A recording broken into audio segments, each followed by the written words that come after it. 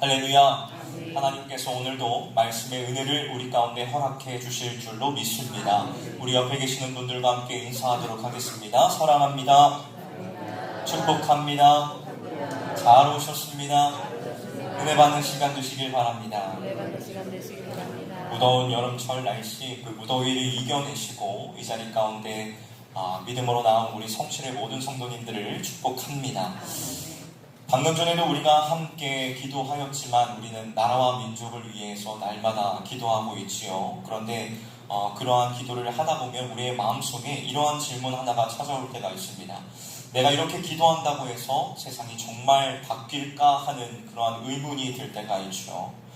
매일 뉴스를 통해 들려오는 범죄 소식과 갈수록 타락해가는 사회의 모습을 마주할 때마다 우리는 무언가 무력감을 느낍니다.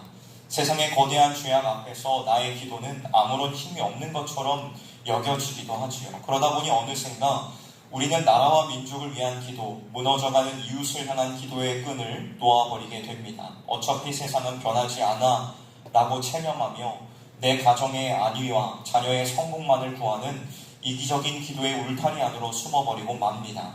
하나님의 공의가 이 땅에 이루어지기를 구하기보다는 그저 이 험한 세상 속에서 나와 내 가족만 안전하기를 바라는 기도로 축소되어 버린 것입니다. 그러나 오늘 우리가 함께 읽은 이 본문의 말씀은 멸망을 향해 달려가는 세상을 마주하고도 결코 체념하거나 무력감에 빠지지 않았던 한 사람의 기도를 보여줍니다. 그는 세상의 죄악을 보며 비관하거나 방관하는 대신 하나님의 공의와 자비에 호소하며 기도의 자리로 엎드렸습니다. 우리를 기도의 자리로 부르시는 이 시간, 오늘 주시는 말씀을 통해 우리 안에 굳어진 기도의 무력감이 깨어지기를 주님의 이름으로 축원합니다. 내 문제에만 갇혀있던 시선을 들어 이 땅을 살려내는 참된 중보자의 기도를 다시 회복하는 시간이 되기를 원합니다. 그래야 우리 성실의 모든 성도님들이 세상을 향한 하나님의 마음을 품고 기도의 무릎을 꿇는 이 기도의 시간이 되기를 주님의 이름으로 간절히 축원합니다.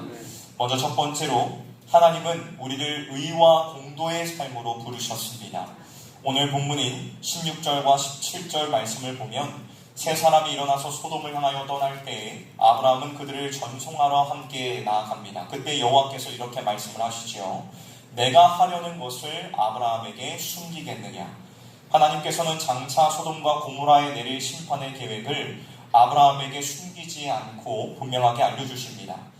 온 세상을 주관하시는 하나님께서 왜 심판의 계획을 아브라함에게 먼저 알려주셨을까요? 그 이유가 18절과 19절 말씀에 명확하게 나타나 있습니다. 하나님은 아브라함이 강대한 나라가 되고 천하 만민이 그로 말미암아 복을 받게 될 것을 다시 한번 약속하시며 그를 선택하신 궁극적인 목적을 이렇게 밝히십니다. 창세기 18장 19절의 말씀을 보면 내가 그로 그 자식과 건속에게 명하여 여호와의 도를 지켜 의와 공도를 행하게 하려고 그를 택하였나니 라고 선언하지요. 하나님께서 아브라함을 부르시고 복을 주신 이유는 그저 남들보다 부유하게 잘 먹고 잘 사는 개인의 성공을 위해서가 아니었습니다. 아브라함과 그의 자손들이 하나님의 말씀을 지켜 의와 공도를 행하는 거룩한 백성이 되게 하려는 것이었습니다. 소돔과 고모라는 이기심과 탐욕으로 가득 차 고통의 부르짖음이 끊이지 않는 죄악의 성읍이었습니다. 그러나 하나님이 아브라함을 통해 세우고자 하신 나라는 세상의 방식과는 완전히 구별된 하나님의 바른 기준과 공평함이 흐르는 의로운 나라였습니다. 사랑하는 성도 여러분, 이 말씀은 오늘을 살아가는 우리에게도 동일한 사명을 던져줍니다. 하나님께서 왜 우리를 죄악 한가운데에서 건져주시고 이 땅에서 구원의 은혜와 축복을 누리게 하셨습니까? 그것은 단순히 우리 가족만 평안하고 내 기득권을 유지하며 안락하게 살아가라는 뜻이 아닙니다. 거짓과 불의가 가득한 세상 속에서 우리 성실의 성도들이 먼저 구별된 삶을 살아가며 하나님의 뜻을 따라 바르고 정직하게 살아가라는 빛과 소금으로서의 역할을 감당하라는 거룩한 부르심인 줄로 믿습니다. 우리가 세상 속에서 의와 공도를 행하며 살아갈 때에 비로소 세상은 우리를 통해 살아계신 하나님을 보게 됩니다.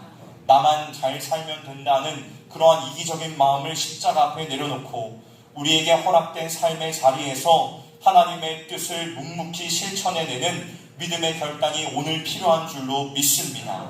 오늘 이 아침 우리를 향하신 하나님의 부르심을 다시 한번 가슴에 깊이 새기기를 원합니다.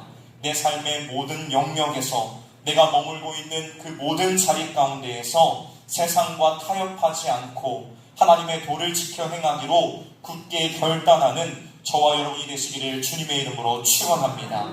나아가 우리의 자녀들과 다음 세대에게도 이 거룩한 믿음의 길을 가르치고 물려주기를 원합니다. 그리하여서 우리 성실의 모든 가정과 교회가 타락한 세상 속에서도 흔들림 없이 하나님의 뜻을 세워가는 거룩한 언약 백성으로 온전히 쓰임받기를 우리 구주 예수 그리스도의 이름으로 간절히 축원합니다. 다음 두 번째로 우리는 하나님의 온전한 공의를 신뢰하며 기도해야 됩니다. 하나님은 의와 공도의 삶으로 부르신 백성들이 세상의 불의를 마주할 때에 어떻게 반응하기를 원하실까요? 창세기 18장 20절과 21절 말씀을 보면 하나님께서 소돔과 고모라를 향한 심판의 계획을 구체적으로 말씀하십니다. 여호와께서 또 이르시되 소돔과 고모라에 대한 부르짖음이 크고 그 죄악의 심이 무거우니 내가 이제 내려가서 그 모든 행한 것이 과연 내게 들린 부르짖음과 같은지 그렇지 않은지 내가 보고 알려 하노라. 여러분, 하나님은 모든 것을 다 아시는 전지전능하신 분이시지만 들려오는 소문에만 의지하지 않으시고 친히 내려가서 그 죄악을 정확하게 확인하시겠다고 말씀하십니다. 이는 하나님께서 얼마나 공정하고 바르게 심판하시는 분이신지를 분명하게 보여주는 대목이시요. 이 멸망의 소식을 들은 아브라함의 반응이 어떠합니까? 23절의 말씀을 보면 아브라함이 하나님께 가까이 나아가 간구하기 시작합니다. 그리고 25절 말씀에서 아주 중요한 질문을 던지지요. 주께서 이같이 하사 의인을 악인과 함께 죽이심은 부당하오며 의인과 악인을 같이 하심도 부당하니이다. 세상을 심판하시는 이가 정의를 행하실 것이 아니니까. 아브라함의 이 간구는 단순히 조카 롯을 살려달라는 그러한 이기적인 요구가 아니었습니다. 의인을 악인과 똑같이 심판하는 것은 부당하다는 그의 호소는 온 세상을 다스리시는 하나님께서 반드시 의롭고 공정하게 판결하실 것이라는 굳건한 신뢰의 고백이었습니다. 하나님의 행하시는 심판은 사람들의 굽어진 재판과는 달리 억울한 자를 만들거나 불의와 타협하지 않으시는 완벽한 공의임을 확신하며 기도했던 것입니다. 사랑하는 성실의 성도 여러분, 오늘 우리가 세상을 바라보며 기도할 때에 놓치지 말아야 될 흔들림 없는 기준이 바로 여기에 있습니다. 우리가 살아가는 세상은 때때로 악인이 득세하고 정직하게 사는 자가 오히려 손해를 보는 것처럼 보일 때가 많습니다. 불의한 현실 앞에서 우리의 마음이 낙심되고 깊은 무력감에 빠지기도 하죠. 그러나 성도는 불의한 세상 앞에서도 절망하거나 기도를 포기해서는 안 됩니다. 왜냐하면 온 세상을 심판하시는 하나님께서 살아 계시며 그분께서 마침내 모든 굽어진 것을 곱게 펴시고 바르게 심판하실 것을 우리는 온전히 믿기 때문입니다. 오늘 이 아침 우리 안에 공의로우신 하나님을 향한 이 분명한 신뢰가 회복되기를 주님의 이름으로 축원합니다. 내 눈에 당장 보이는 불의한 현실에 마음을 빼앗기지 말고 역사의 주관자 되신 하나님께 모든 것을 온전히 맡겨 드립시다. 우리의 기도가 내 억울함을 토로하는 데 그치지 않고 하나님의 공의와 정의가 이 땅 가운데 온전히 이루어지기를 간구하는 거룩한 기도로 우리의 지경이 넓어지기를 주님의 이름으로 축원합니다. 세상의 어둠 속에서도 끝내 승리하시는 하나님의 그 공의를 굳게 붙잡고 기도의 자리를 지켜내는 저와 여러분이 되기를 주님의 이름으로 축원합니다. 마지막 세 번째로 우리는 십자가의 긍휼을 의지하여 끝까지 엎드려 기도해야 된다는 것입니다. 하나님의 공의를 신뢰하는 성도는 세상을 향해 어떻게 기도해야 됩니까? 26절에서 33절까지의 말씀을 보면 멸망을 앞둔 소돔성을 향한 아브라함의 끈질긴 기도가 등장합니다. 그는 의인 50명을 시작으로 45명, 40명, 30명, 20명 그리고 마침내 10명에 이르기까지 6번이나 반복해서 용서를 구합니다. 이 기도의 자리에서 아브라함은 창세기 18장 27절의 말씀을 통해 자신을 가리켜 나는 티끌이나 재와 같사오나 라며 하나님 앞에 철저히 낮아진 모습을 보여줍니다. 또한 30절과 32절에서는 내 주여 노하지 마옵시고 라며 겸손하게 하나님의 자비를 구하지요. 32절의 말씀을 보면 하나님은 의인 10명만 찾아도 소돔을 멸하지 않겠다고 약속하십니다. 하지만 소돔에는 그 열명이 있었을까요? 없었을까요? 없었고 결국 심판을 피하지 못했습니다. 이것은 이 땅의 어떠한 인간도 스스로의 선한 행위나 자격으로는 세상을 구원할 수 없다는 인간의 절망적인 한계를 분명하게 보여줍니다. 그렇다면 이 멸망하는 세상을 누가 구원할 수 있습니까? 바로 죄와 흠이 없으신 단 한 분의 참된 의인, 곧 예수 그리스도이십니다. 십자가 위에서 자격 없는 우리를 위해 생명을 내어주시며 간구하신 예수님의 온전한 의로움이 우리를 살렸습니다. 주님께서는 자신을 십자가에 못 박는 자들을 향해서도 저들의 죄를 사하여 달라고 기도하셨습니다. 우리가 구원받은 것은 우리의 어떠한 선한 행위 때문이 아니라 우리를 덮어주신 예수 그리스도의 십자가 긍휼 때문에 우리가 구원받은 줄로 믿습니다. 사랑하는 성체의 성도 여러분, 오늘 우리가 회복해야 될 기도의 자리가 바로 여기에 있습니다.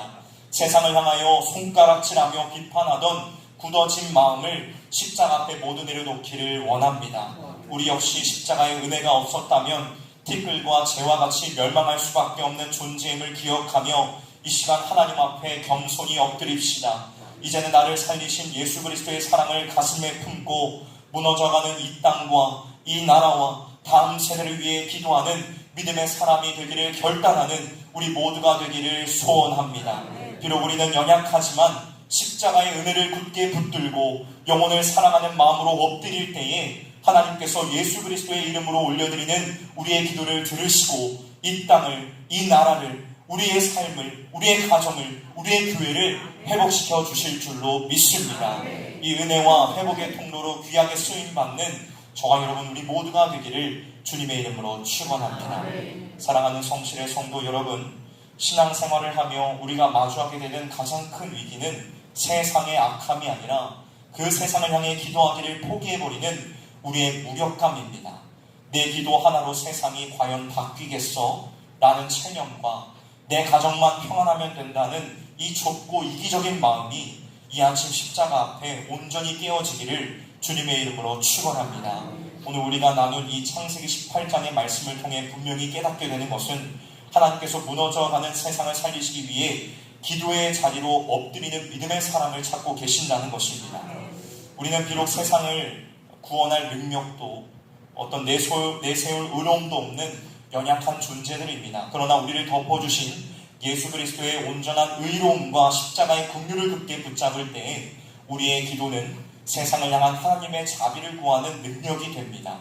하나님은 오늘 이 시대에도 예수 그리스도의 마음을 품고 이 땅을 위해 눈물로 엎드릴 믿음의 공동체를 부르고 계십니다.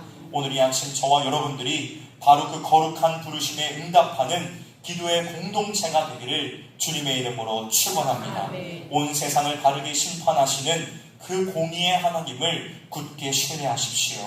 불의한 현실 앞에서도 기도의 자리를 포기하지 말고 우리를 살리신 십자가의 사랑을 가슴에 품고 이 땅의 회복과 다음 세대를 위해 부르짖는 참된 기도의 용사들이 되시기를 주님의 이름으로 부탁드립니다. 우리가 세상 속에서 하나님의 말씀을 따라 의와 공도를 행하며 긍휼의 기도를 심을 때에 하나님께서 우리의 엎드림을 통해 이 땅 가운데 회복의 역사를 이루어내 주실 줄로 믿습니다. 세상을 살려내는 기도의 사명자로 흔들림 없이 쓰임받는 저와 여러분이 되시기를 주님의 이름으로 축원합니다. 기도하도록 하겠습니다.